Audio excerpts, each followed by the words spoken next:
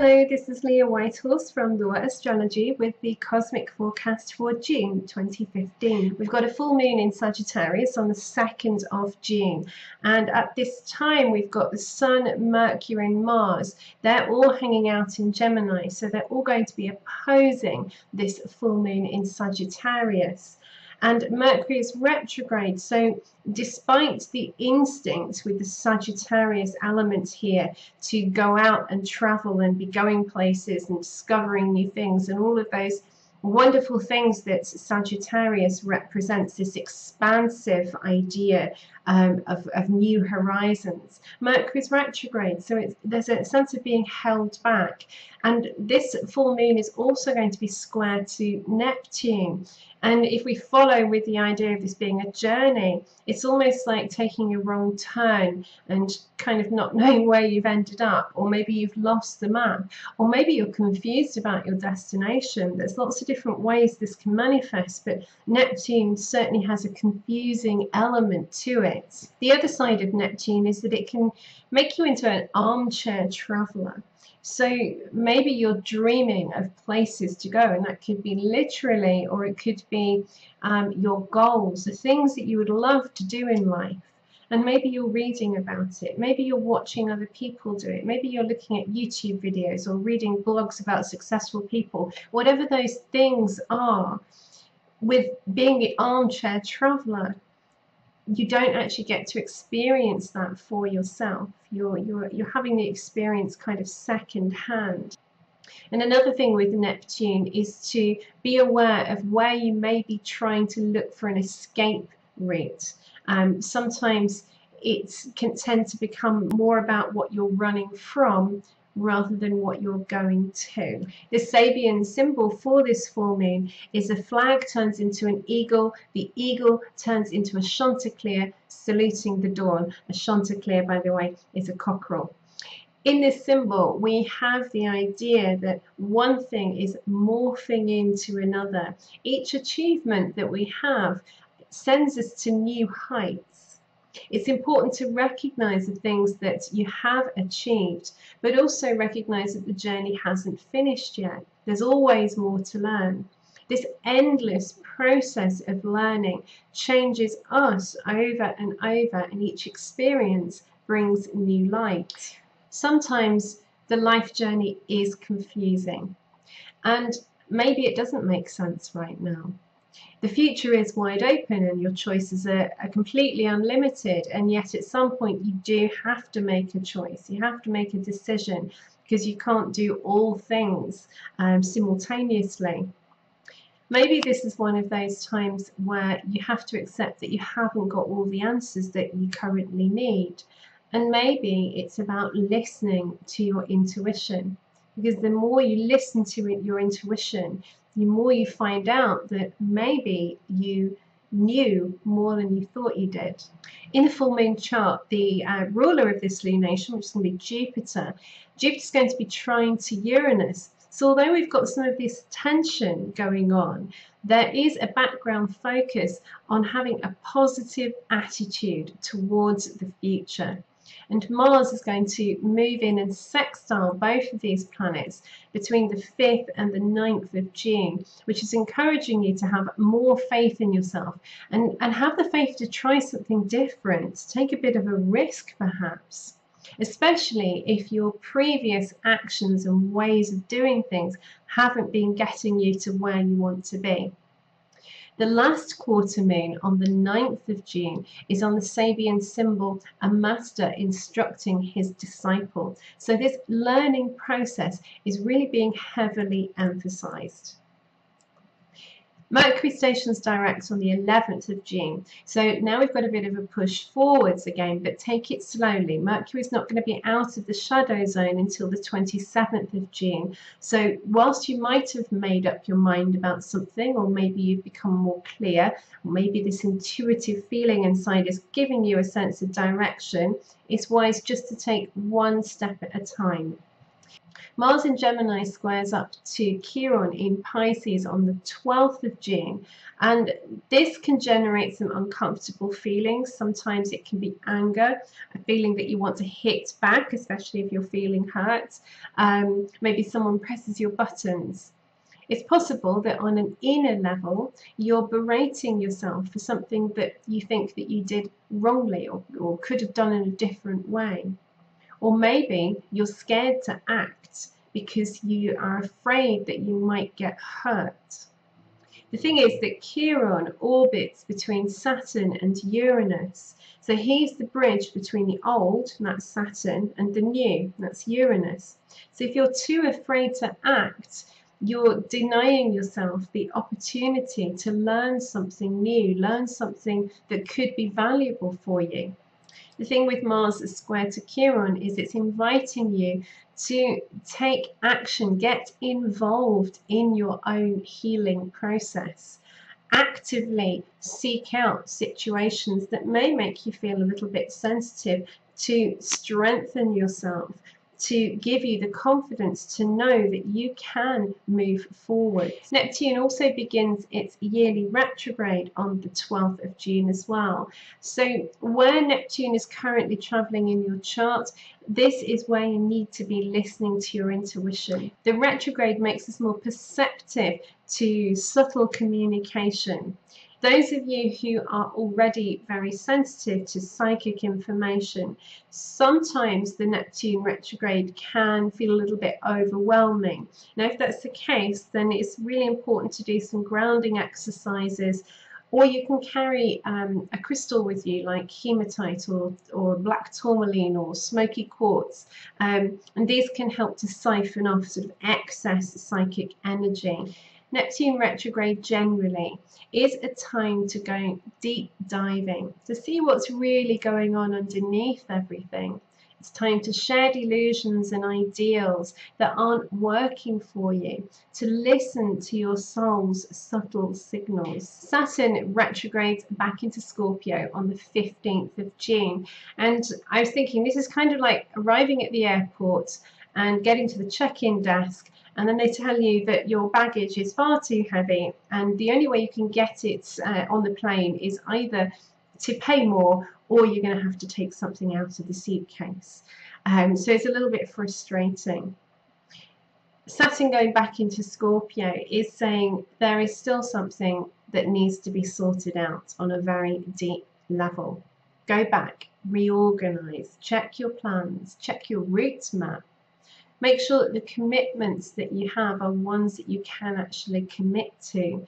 And it's also maybe not the best time when Saturn is retrograde to take on further responsibilities unless you're very sure that you can actually work with that. In line with Scorpio themes, this is about looking at what you've been holding on to that's limiting you now. It's got too heavy. Saturn's asking you, do you really want to be carrying this load, this heavy stuff, into the next chapter of your life? It's weighing you down. If it's weighing you down, it needs to be resolved.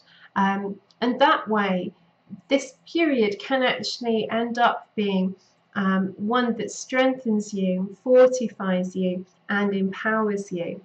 We've got a new moon in Gemini on the 16th of June, and this new moon captures Saturn on the very last degree of Scorpio. So Saturn's on the anaretic critical degree, and it's captured because Mercury, the ruler of this moon, is going to be opposite to Saturn.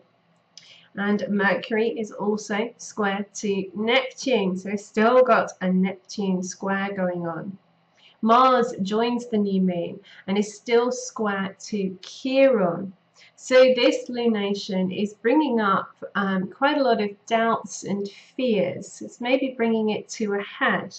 The fear of being hurt, the fear of hurting others, the fear that decisions you're making might hurt someone else, or maybe you're worrying about what someone else will do and how their decisions might impact upon you.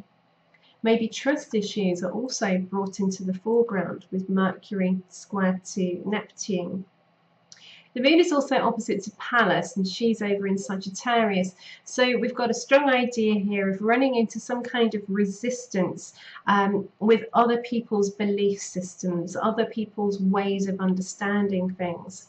Negotiation might be necessary. This is Pallas, one of Pallas's skills is negotiation.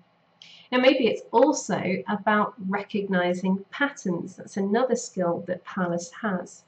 Recognizing the patterns in your life where you've had a fear of acting, or where you've not taken action, where in hindsight you realize you could have done, or when to speak up, or when to bite your tongue. It's all about being aware of the patterns, your patterns of behavior, and your thought patterns as well, because it's in Gemini, this moon, so this is all related to mind and communication. It's looking at your thought patterns.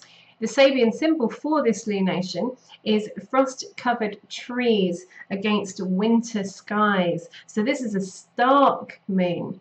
It encourages you to take everything back to bare bones. What's really going on? Think about it. With Black Moon Lilith exactly conjunct the north node of this chart, sometimes you have to follow your instincts and go your own way, even if other people don't necessarily agree with you. Trust your own mind, but do stay open to advice from objective bystanders. Some flexibility is key. The Sun moves into Cancer on the 21st of June, so this heralds the summer solstice in the northern hemisphere, and it's the longest day of the year. Light a candle to celebrate the sun god. Give thanks to our star and the life it brings us. Alternatively, just get up at dawn and watch the sunrise. Be part of the process. Astrologically, we move into a time where the focus shifts to home and family. Issues around security can be addressed during this time. What makes you feel at home out in the world and in yourself? What is it that makes you feel at home, in touch with you? Generally, it's a really good time for family gatherings, time spent with the children, or even just time in your own four walls. And don't forget to thank your house spirits, the house spirits that are part of your home, and give thanks for the roof over your head as well. We get a zing of energy as Jupiter trines Uranus for one last time on the 22nd of June. This is a fabulous aspect for pondering your future plans, embracing new paths, and boosting your sense of independence. This aspect can help to free you from previous limitations. Look to where Jupiter is traveling in your chart, because this is the area of life where you're being asked to increase your sense of faith in yourself. This is what's being positively developed.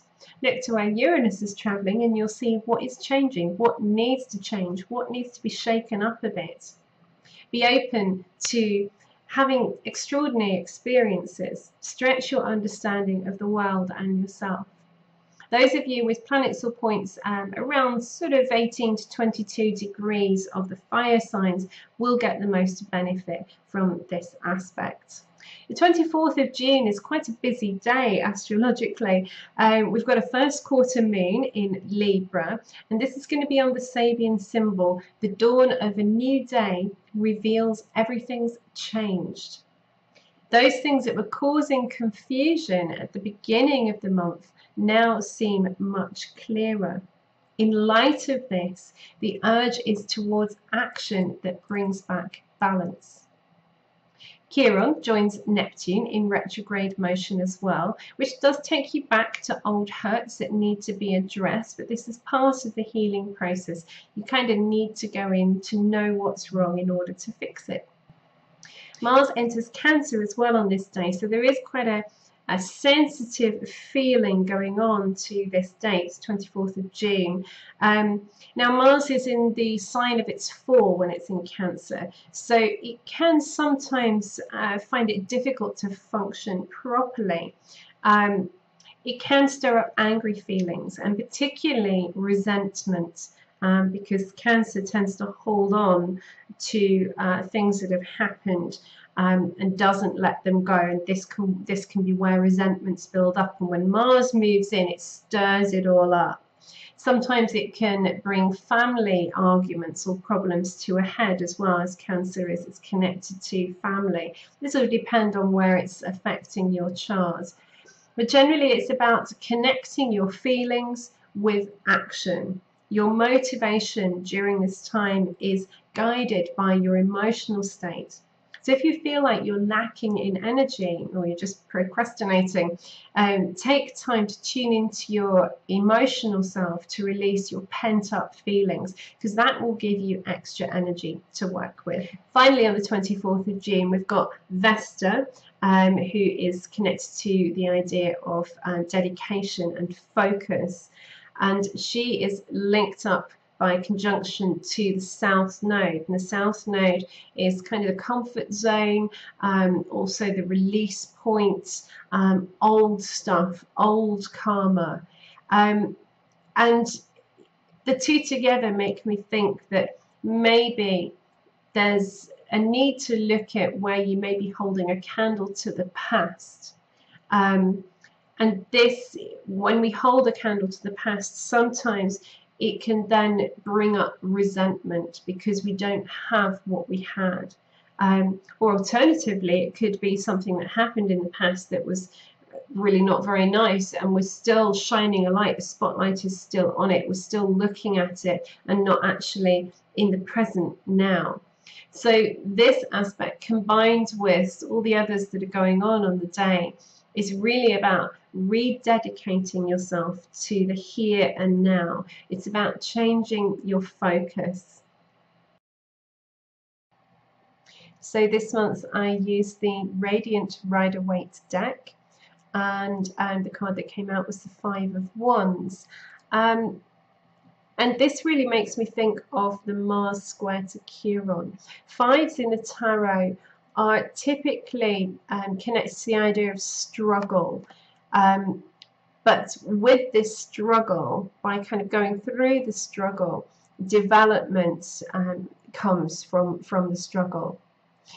In this image, we've got 5 boys who are playing a game with these sticks or staffs. And it reminds me of kind of play fights between animals. You watch young dogs or cats, kittens play fighting with each other. And apart from being completely adorable, it also means that they are practicing their hunting skills. They're practicing their skills of fending off anyone who's going to come into their territory. So basically what they're doing is they are developing their senses and also their muscles as well, so that they can protect themselves in the future. So these boys are developing their muscles as well. Sometimes you have to enter into the fray.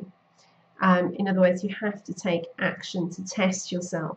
And this is a fiery card. It's the wands are connected to creativity and spirituality. So particularly with creative projects, it's about testing yourself. Even if you don't quite feel ready, you're not really going to know until you actually test yourself. You won't know how strong you are. Now, there is a competitive edge to this card. Each boy is either attacking or he's defending. So there's a lot of energy being expended here. Now, basically, if you're kind of in a competitive situation, it can be really motivating. It can motivate you to work harder, try harder, because you want to win, and that's fine. But other times, the competitiveness can actually end up taking away your energy. If you're so busy watching what everyone else is doing and worrying about whether someone is better than you, that can be really draining. So whenever I see this card in a reading, I usually say to people, now it's time to focus on your game rather than, what game everybody else is playing. Don't get caught up in pointless arguments. That's another thing with this card. And allow time to explore your own approach. Be willing to join in or to take action. With Mars square to Chiron this month and this card, it makes me think that there are some growing pains, but by the end of the month you'll be stronger for it.